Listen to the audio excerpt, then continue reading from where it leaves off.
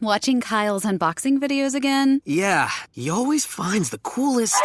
No way! A robot dog? Gotta ask where he got it. Or use your Samsung Galaxy S24 Ultra. Just draw a circle around the dog on your screen, and it shows you where to buy it right in the app. Whoa, I just learned a new trick. And that for once, I beat Kyle to the next big thing. Circle it, find it with the new Galaxy S24 Ultra and circle the search with Google. Get yours now at Samsung.com. Internet connection required. Results may vary based on visuals.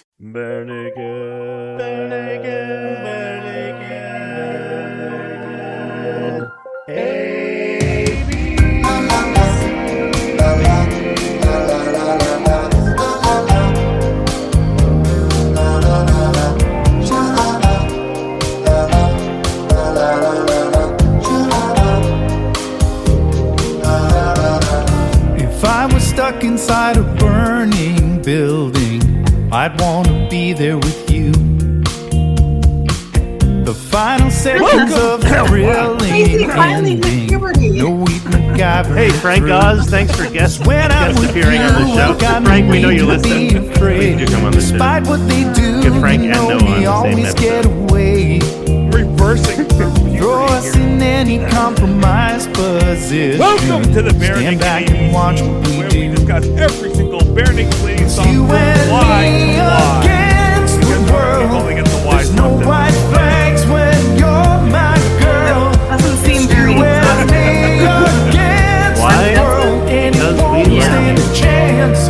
No And as matter you what can hear, the joining me tonight, I circumstance. have Aaron and Betsy. Thank you very much for joining me. I almost called Betsy a baby. She has on her speech. Zap Brannigan. That's who I was thinking. Zap Brannigan. We have sweet baby gherkins in the If I house. was blown out of the airlock with Sam Brannigan, into great the name. vacuum of space. Sweet baby gherkins. A gravity-assisted This slingshot reminds me we very much of Luke Cage. an interstellar embrace. Before we Bring get going, on the I fire do have swamp some news that I whenever want to share giving with our up. audience. I'll be we will Wesley, you'll be my buttercup. SoundCloud. You can listen to us on SoundCloud. You and me against the world. There's no white flags when you're my girl. It's you and me against the world, and it won't stand a chance, no matter what the circumstance. I've been in discussion with them for a little while now, and I like their style. I like what they're doing. They're going to distribute for us. Words in our eyes can't help but realize this is not a fight, it's going to win. Find us. We'll be on a number of Talent platforms. giving We'll in. have a lot more distribution. There will be some ads. You That and is me one of the against downsides the of this. world. We'll have ads. There's I no hope white everybody will flags have when meetings. you're my Please stick around girl. for them, It's and you we're and gonna me against bring the some world. into There's our no own white flags when you're my girl. It's you and me against the world. You and me against the world, and it won't stand a chance, no matter what the circumstance. There it is.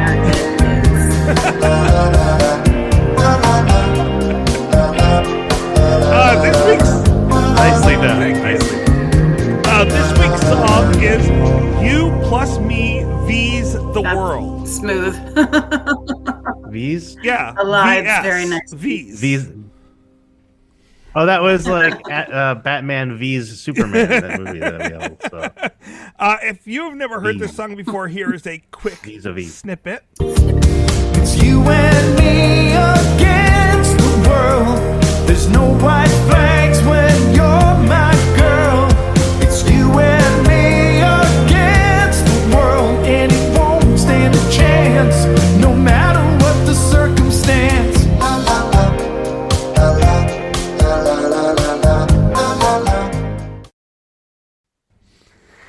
And vis-a-vis Aaron, what Nice segue. album did this come from? Well, I get a distinct Kevin vibe from the intro, but obviously Ed is on lead vocals. It's definitely latter day BNL. pretty sure we covered everything on Silver Bowl, although this song would not sound too out of place on that album. I'm guessing either Grinning Streak or Fake Nudes. Did we cover everything on Grinning Streak already? Fake Nudes. You got it. Hey, okay. Yes. This is the last I got song there. on Fake Nudes. Oh, wow, okay. Another one coming to a close. I guess we're Well, I mean, we have Very 2 songs final. left after this time. week. Yeah. Yes, and never any ever again, I'm sure. Yep, That will that's be the definitely end. the end. We covered that already on the year in Yeah, review. yeah. If you didn't hear the year in review, go back. If you didn't hear the rear end review, go back and listen to that too. But that's a totally different podcast. That's our new podcast. Tune in every week where we review different rear ends. Actually, we review politicians. Exactly. Same thing. Yeah, exactly. Yeah. So they did an acoustic version of this album, and they didn't record this song for the acoustic version. Here we have this like really like synth pop song, and they didn't do an acoustic version. Well, But they did an acoustic version of Canada Dry, which was Yeah. already kind of acoustic. Which brings us to our ad this week, Canada Yes. Dry. No, kidding, Finest not a for the sponsor. ginger ales. Although we would love you to be. We gotta be more Dijon careful ginger making ale. those jokes now. I don't want Only that. the fanciest Dijon ginger ale. I do not Oh, want yeah. Tickles the Dijon. back of your throat. Burns to your nose.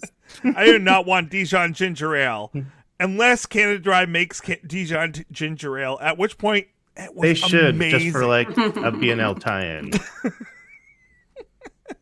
Insert name of CEO of Canada Dry here. Yeah. We know you listen. Come on the show. Yeah. Naturalistic. I don't think that BNL thinks that this is a concert song Well, because they've never played How it many live. times? Never. Not No. even once. Never. Not even. that's not too shocking, Wow, I that's, guess. That's It's not like a I mean, it's party not. song. As we'll, I'm sure, discuss. Yeah, it's not like. Yeah, but it's got a cool Chill. vibe. It's got a nice chill vibe to it. But yeah, it's not a crowd It's not a surfer. mosh pitter, yeah. Not a mosh pit song. Right. I mean, That's one Yeah. week. That's when the mosh pit explodes. they usually do 1 or 2 slower songs during their mix at every concert, but they've never inserted this one. Yeah, I mean, we'll get into it more in a little bit, but I mean, I don't think this is the bad song by any means. Well, before we do the breakdown, a word from our sponsors. All right, let's break it down. You Plus Me V's The World was recorded at exactly 116 beats per minute. The key is somewhere between.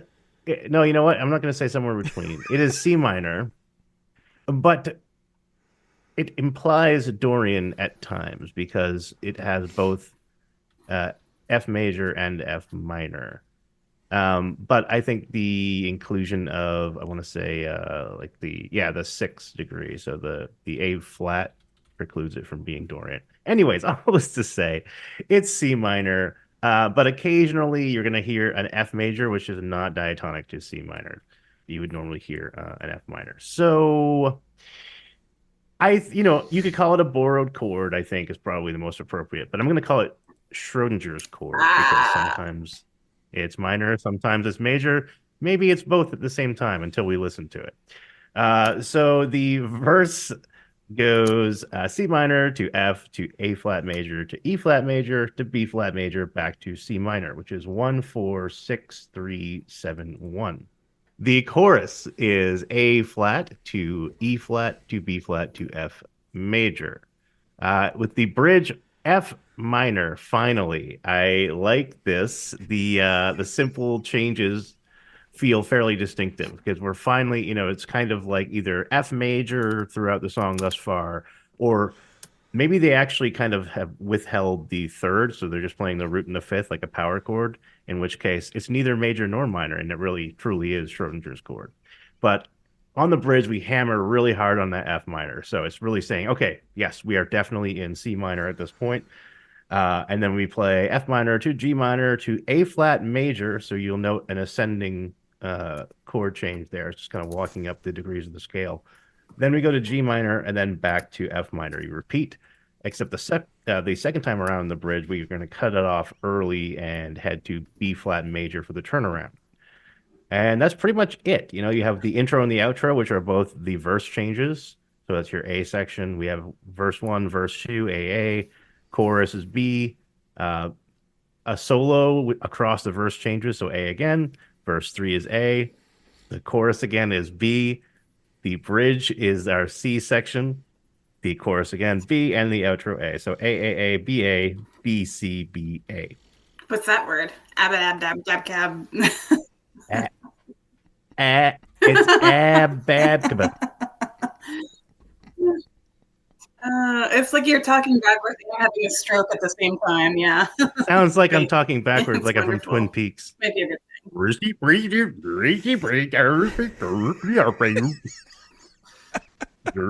thing. Donkeys are aliens. We'll reverse that.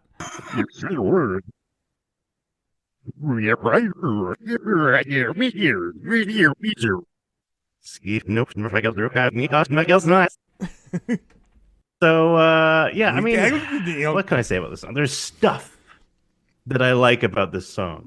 Things. Other things that make The you problem sad. is, I'm not sure. Is this one of them? Sometimes. The problem, Yeah. Or are they things that make you go, yeah, there were things that made me go, like Schrodinger's chord. Yeah, the problem is, I'm not sure if the stuff and things I like in the song are enough to make me really like this song a lot. I do like it. It kind of reminds me of this chill synthy jazz that used to play in the background of this old billiards video game I used to play. And the music in that game was unironically good, but it's not something I would listen to all the time. I could definitely see myself listening to this like while driving on a summer night, maybe while playing pool. I appreciate the Princess Bride reference in the lyrics. That in and of itself earns it at least a fraction of a point.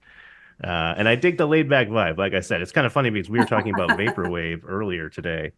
And this isn't vaporwave, but it kind of has almost a vaporwave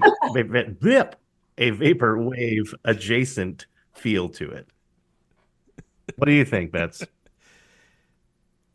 I don't know what vaporwave is. I know what a vapor barrier is in a house. Well, vaporwave is like I didn't check out the link, as the kids say. if Is it like if Holland, ethereal? I just came up with this right now, and I'm very proud of it. If Hall and Oates were an ambient band, Oh no. it's kind of like imagine the coolest, raddest abandoned mall in You have the to be world so that high. has like pink and blue lights everywhere, and this is playing over the sound system, and the escalators are still moving and the fountain's still going. That's Okay. vaporwave. Okay. Would you agree with that assessment? Yeah, I get the idea. I think it's a little I think I would really maybe that's part of why I kind of like lose my attention in this song.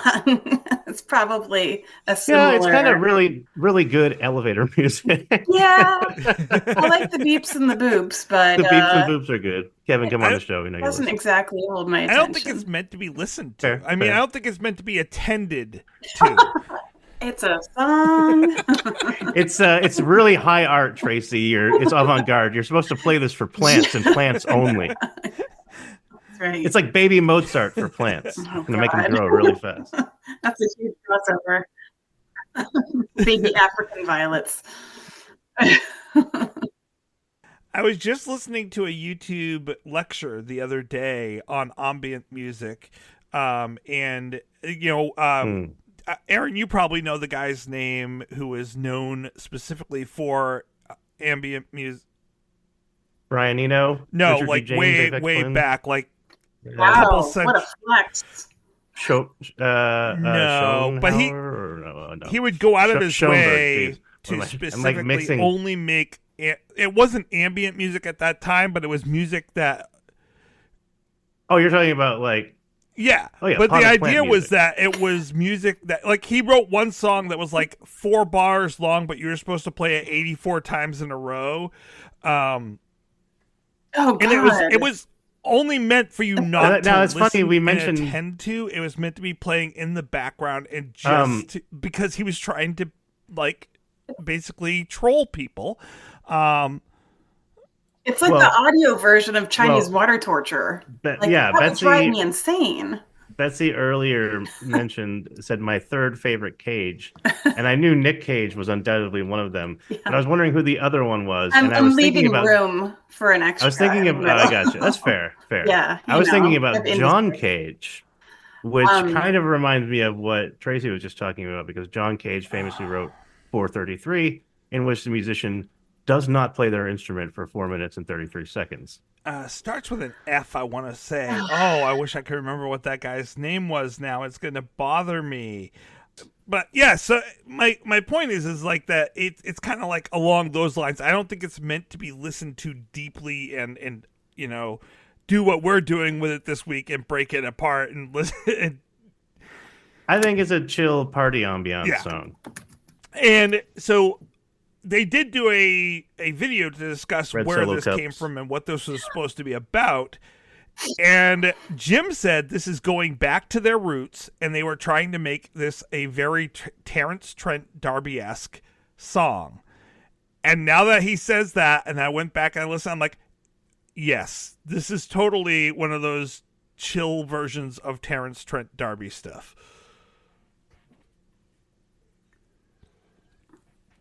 Interesting. Yeah, I don't.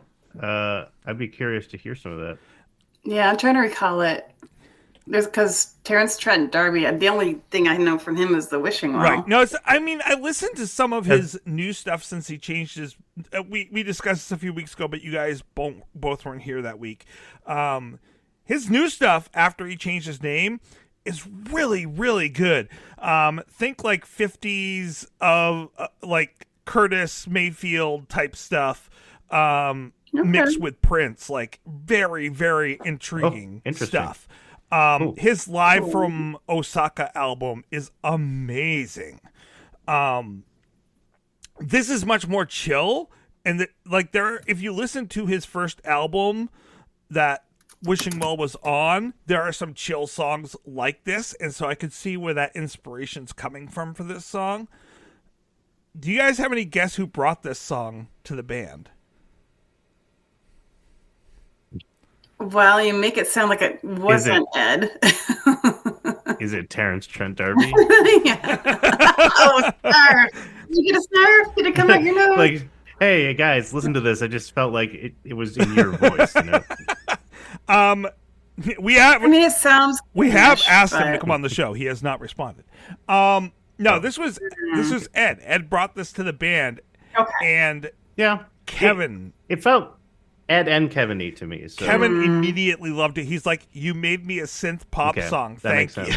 Yeah, like Vaporwave, like I was talking about. Yeah, it's kind of like that. And matter of fact, his statement was that he wanted to record this song first when they were recording. Oh, wow. So this was the first song they recorded for this album. Nice. And Jim is playing a Dream Masters bass guitar with a polished wood finish for this song. I do like the slides. I can hear the polish in this song. Yes, definitely. I say that only because it was in a video that they were showing how the making of this song. And I figured. I figured there was a visual there somewhere, hopefully. But in terms, like, there's a lot of beeps and boops. I am pro beep and pro boop. But I don't have a lot to say musically about this song because it's very simple in what it's doing.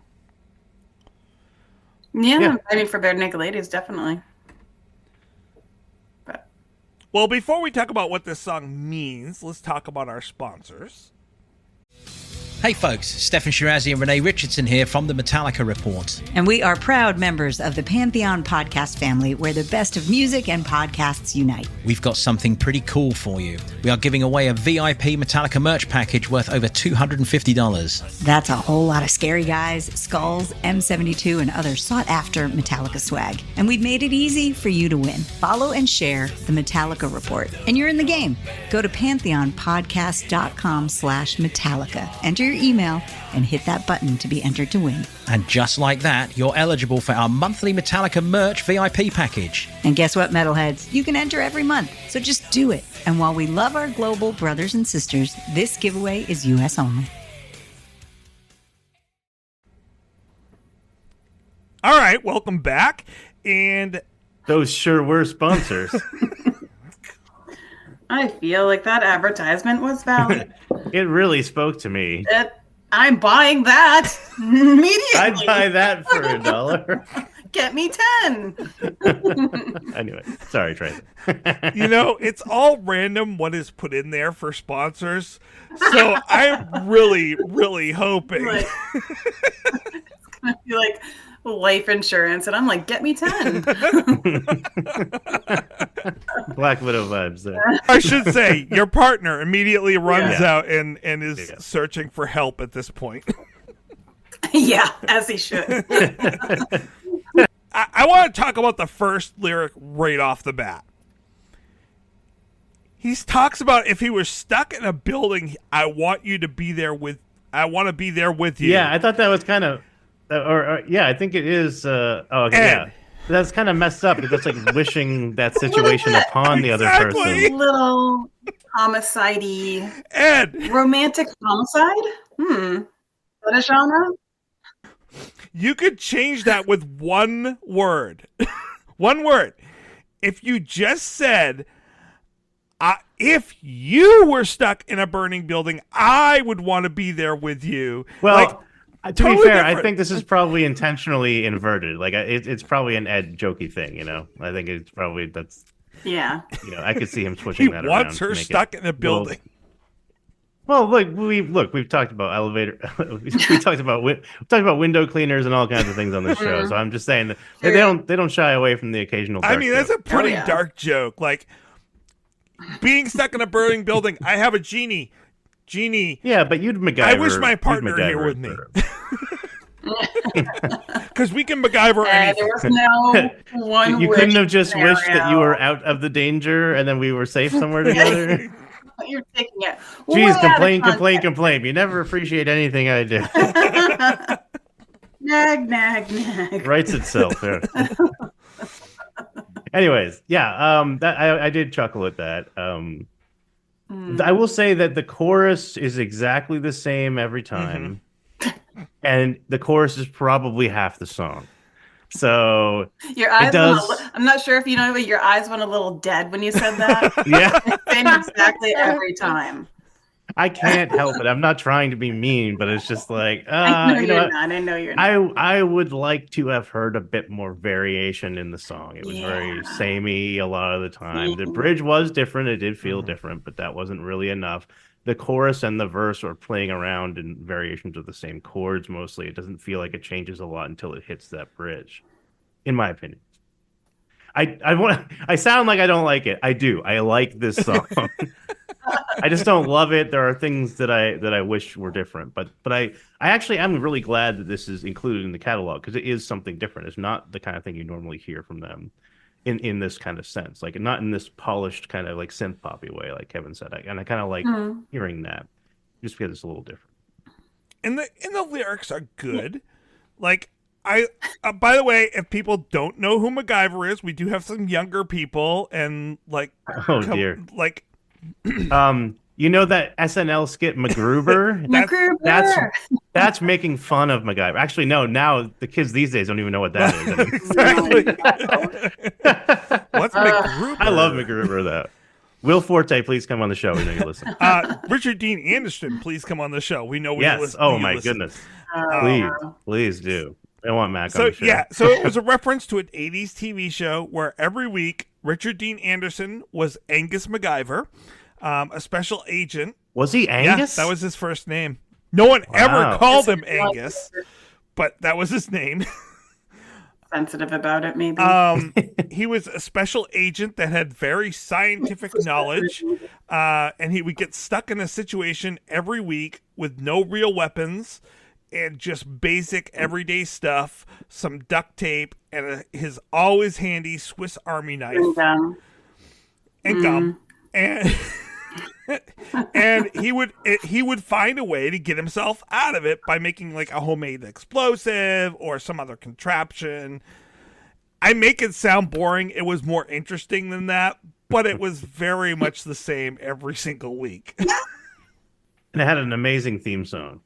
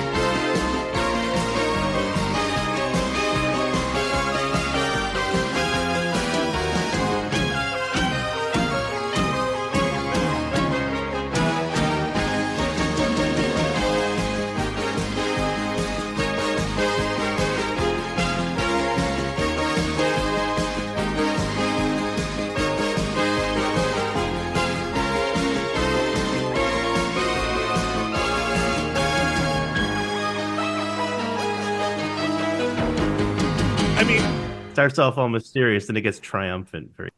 It's like so 80s, it's painful. Yeah, I think it was similar to 18, wasn't it? Or was it? 1972, a crack commando unit was sent to prison by a military court for a crime they didn't commit. These men promptly escaped from a maximum security stockade to the Los Angeles underground. Today, still wanted by the government, they survive as soldiers of fortune. If you have a problem, if no one else can help, and if you can find them, maybe you can hire the A-Team.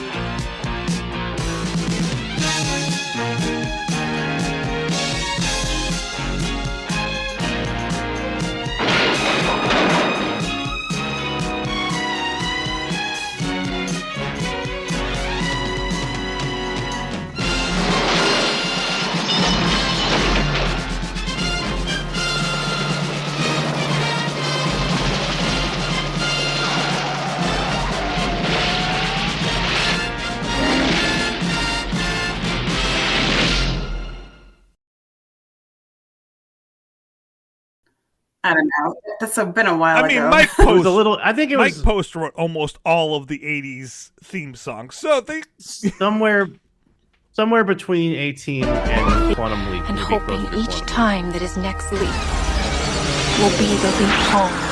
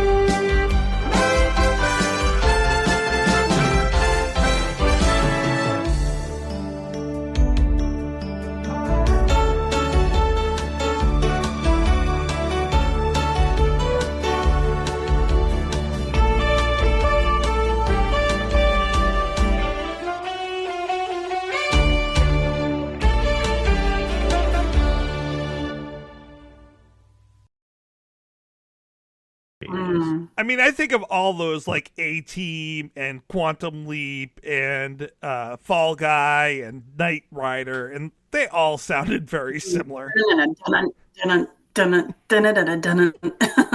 love that one.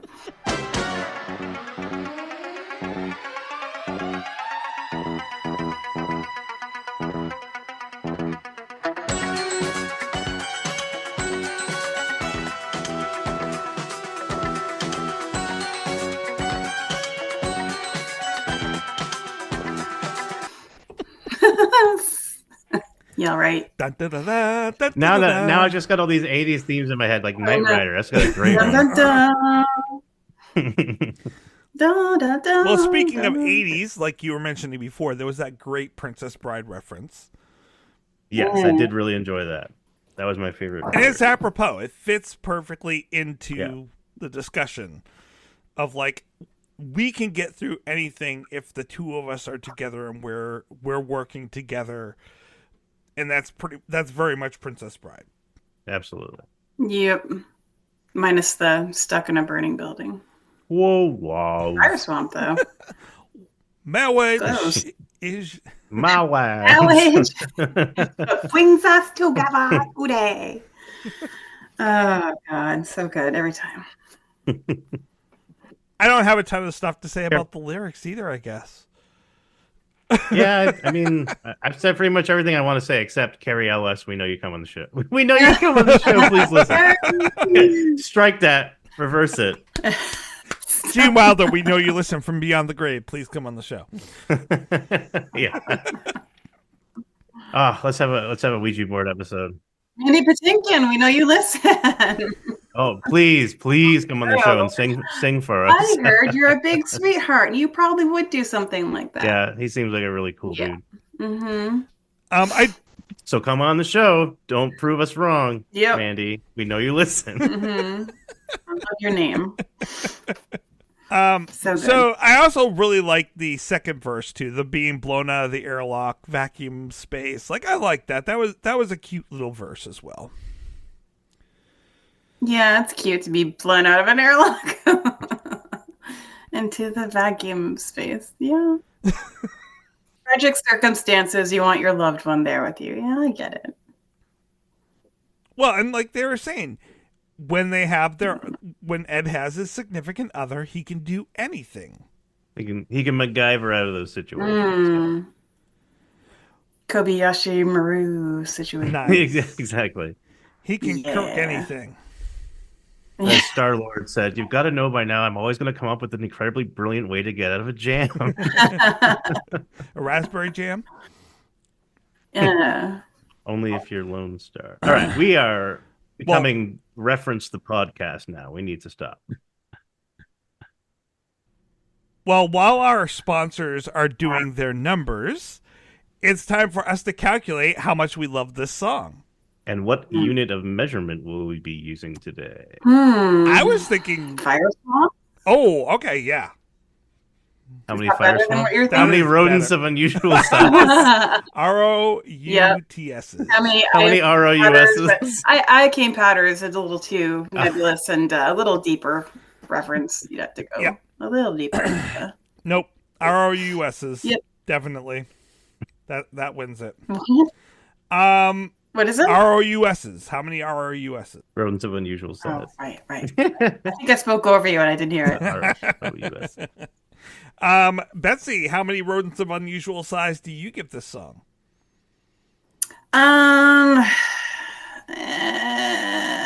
Listening to you guys talk about it hasn't really swayed my number because you kind of are. We didn't really passionately defend it, to be fair.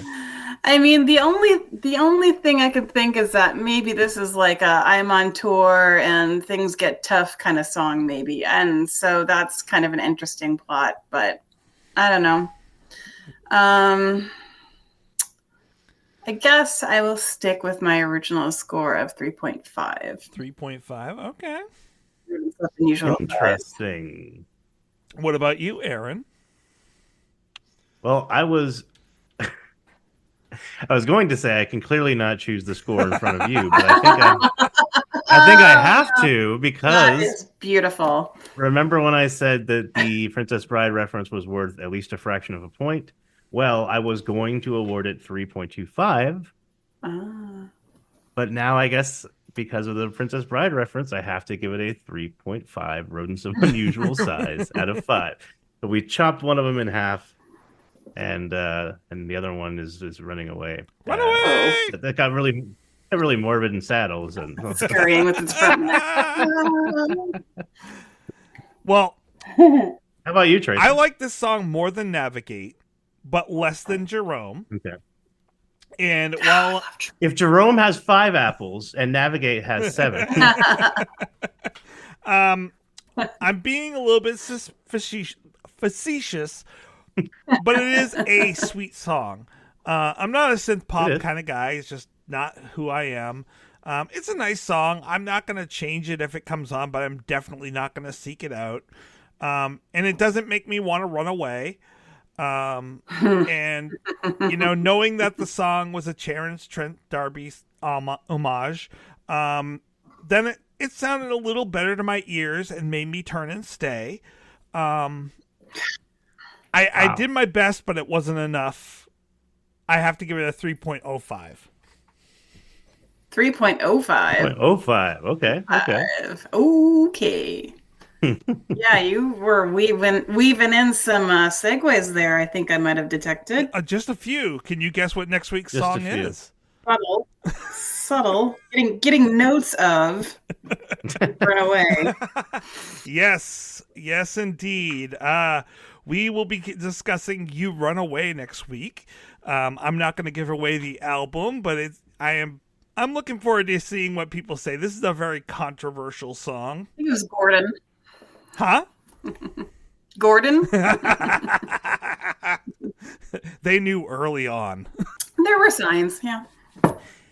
If you get a chance, please go out to your podcast platform and give us a rating. I don't say it enough, but it will help with our statistics. And thank you guys for joining me on this wonderful discussion. It's my pleasure. It's always great to talk to you both. Same here. And thanks. That was fun. Thanks, that was fun. Don't forget, no regrets, except maybe one. I can't help myself. We were all being really bad today. We all got sent to detention. Yep. Like the Breakfast Club. Yes, exactly. It'd be the best detention ever. Yeah, that's true. Plodcast. Plodcast. Welcome to the Plodcast. It's a really slow podcast. I want to make a podcast about clods, about clumsy people, and call it the Clodcast. Statoritics. I want to make a podcast that focuses specifically on the muscle group of the quadriceps and call it Quadcast. The Quadcast. The quads are burning. But you can only drive it while riding a side-by-side. You're listening to the Quadcast. Very good. Very. Oh, I see what you did there. Yeah. I see what you did. Quack. And you can only drive it on the playing field for, is that what they call the soccer pitch? I don't know. have no idea. Is that rugby? The quad is where you What's the quad? have the quad. a nice big College. grassy area in the middle of a campus. Oh, okay. I always associate it with some kind of sports thing. There's probably. I would some love to see sports someone going drive a on the side-by-side quad. across the quad. Get out of the way! There was somebody at UMA who once was driving their car on the granite walkway. Oh, that was me. Because I think just that'd be randomly. hilarious. No, it was. It was definitely not you. Tires. I just. She decided she had to do that on every I want to US test him campus. off road. You know. Play the Dukes of Hazzard horn.